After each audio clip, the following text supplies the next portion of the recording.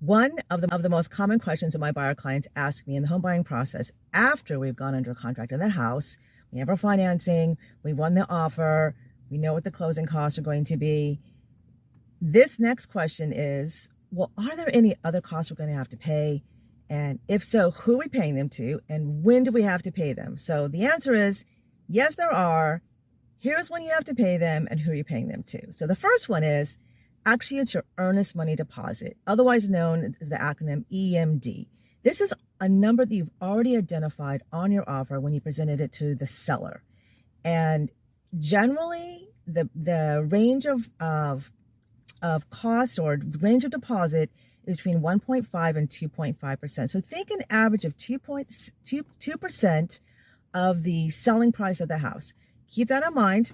So that's going to be something you'll be paying within about 3 to 5 days after you have a signed contract. So once you found out, yay, our offer's accepted, in about 3 to 5 days, you're going to have to wire that money to a third party, aka the title company or settlement company, and that stays in an escrow account for you, waiting for you until closing. So it is actually fully refundable because it's there to hold together the contingencies. And if any of the contingencies don't pass and now you want to void the contract, that money will be refunded back to you.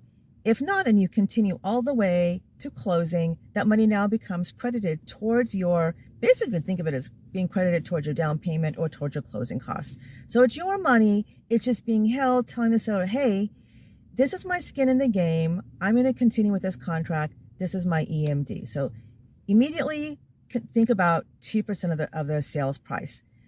3 to 5 days after the offer is accepted. The second cost, and it is truly just a cost, it's a fee for a service that's being performed, and that's your home inspection cost. That's being paid to the home inspection company. Think about that in the range of around $600.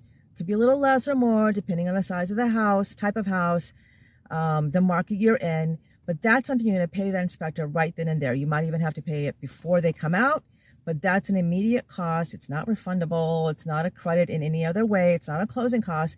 It's a service fee. That's telling you whether you're going to continue with this house or not, right? So that's the home inspection cost. There's ancillary inspections. There's a wood destroying, aka termite inspection, maybe around $50. Other inspections, depending on the area you're in, radon inspection, if you have a septic, a well, those are also costs you'll pay right then and there to those inspectors.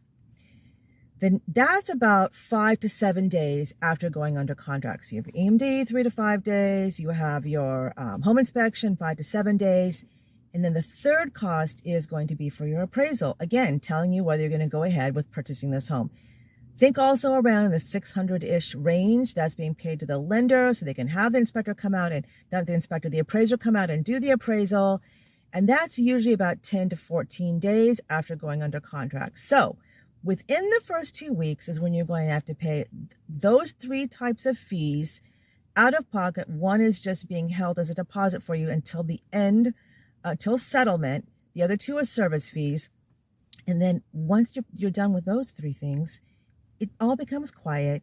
You float through the rest of the time until your settlement, until your closing happens. And I hope this helps you budget those costs and understand that those are the first 3 things you'll have to pay, and you'll have to pay them pretty quickly.